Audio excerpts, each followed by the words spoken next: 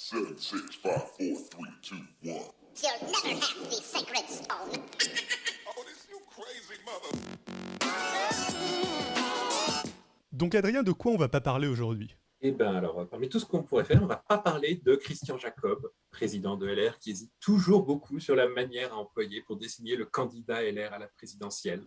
Après avoir envisagé de nommer François Baroin, puis de remplacer la primaire par différents types de sondages, puis réessayer de convaincre François Baroin, puis envisager un moment un télécrochet avec vote par SMS, il vient d'expliquer aux 5 candidats LR déclarés que ce serait quand même vachement plus cool s'ils se mettaient juste d'accord entre eux sur une candidature unique. Alors là, leur réponse vous étonnera beaucoup. Un non assez ferme suivi de quelques doigts. Mais en tout cas, Christian Jacob, dépité, aurait vraiment très mal pris. Certains témoins affirment l'avoir vu rôder sous les fenêtres de l'Association des maires de France avec un regard de coquin mouillé, espérant attirer l'attention de François Baroin en dessous. Notice me, senpai.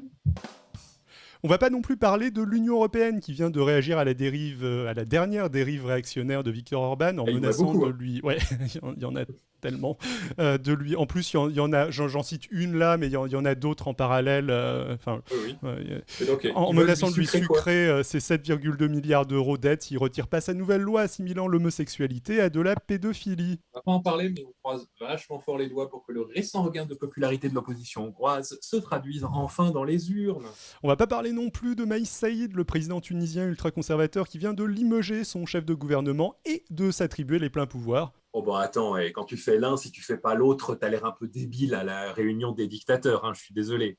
On croise quand même fortement les doigts que ce soit pour effectivement mieux gérer l'épidémie de Covid et non pas pour mieux gérer un retour à la dictature bénalienne de la Tunisie. On va pas non plus parler de l'enterrement de la réforme d'EDF, un enterrement plutôt joyeux puisqu'il réjouit les employés et les syndicats qui anticipaient de la casse sociale. L'Union européenne qui demandait une réforme complètement différente. Ça semblait pas très chaud pour affronter une grève d'EDF. Faut dire, écrire des romans porno dans le noir, c'est plus compliqué. La société chargée d'auditer EDF qui dénonçait l'absurdité de la réforme. Et même les concurrents du DS à qui le fournisseur d'électricité continuera donc de vendre de l'électricité à prix cassé. Bref, cet échec est un beau succès. Ah oui, on appelle ça la stratégie à la française. On va pas parler non plus de la mise en examen de Rachida Dati, tu me voles mes répliques. Ouais, je suis désolé. On va pas en parler car bon, une ministre de Nicolas Sarkozy mise en examen, c'est un peu d'un banal. Ouais, on devrait faire un concours de les ministres de Sarkozy n'ayant pas été condamnés. En fait, de toute façon, elle a déjà tout le soutien nécessaire de la part de ses amis LR. Certains auraient même sablé le champagne en entendant la nouvelle. Une certaine personnalité du parti, voulant garder l'anonymat, sans doute par modestie, aurait déclaré « Il y a des années qu'elle nous emmerde, elle menace tout le monde par SMS, et même publiquement, faut que ça cesse !» Moi, je tousse, je sais pas ce qui m'arrive. Pour une fois qu'une mise en examen réjouit la direction de LR, ce parti est peut-être sur la voie d'une pente de moralisation. On a mis cette news en dernier juste pour en dire deux mots un petit peu plus. Alors, là, on a vraiment résumé, mais il y a pas mal d'autres choses là-dessus. Vauquier a aussi eu une déclaration en disant en enfonçant un petit peu Dati. Et la raison pour laquelle elle est mise en examen, c'est en gros qu'elle aurait, qu'elle a touché et trafic d'influence. Ouais, qu'elle a touché reçu de l'argent. 900 000 euros de Renault. Ouais. De Ghosn, du directeur de Renault, donc l'argent est venu indirectement de Renault.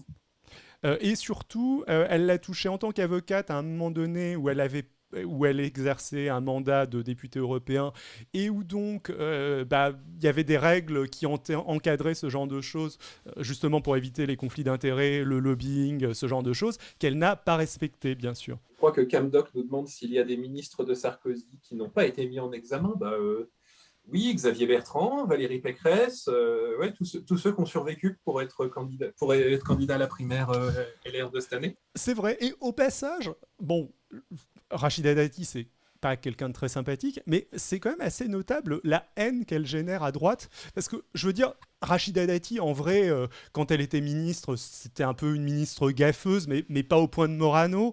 Enfin, elle a pas l'air très compétente, mais elle n'a pas non plus l'air complètement incompétente. Par contre, elle a l'air haïe au sein de sa famille politique, alors qu'elle est quand même maire du 7e arrondissement.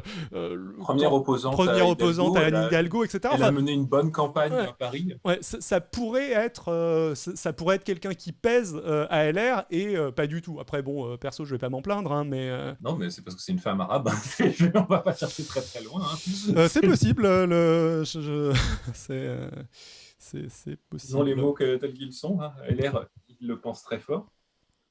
Voilà, c'est terminé. Si vous voulez nous donner un petit coup de pouce, vous connaissez le topo, un like, ça nous fait plaisir et ça aide à faire découvrir la chaîne. Un commentaire ou un partage sur les réseaux sociaux, c'est encore mieux et on vous fera des bisous. Pour ne rater aucune vidéo, abonnez-vous, activez la cloche. Si vous voulez écouter nos revues de presse en avant-première et interagir en live avec nous, ça se passe sur la chaîne Twitch Xilcast. Enfin, si vous êtes plus podcast audio, on diffuse aussi certaines de nos revues de presse sur le podcast As Critique.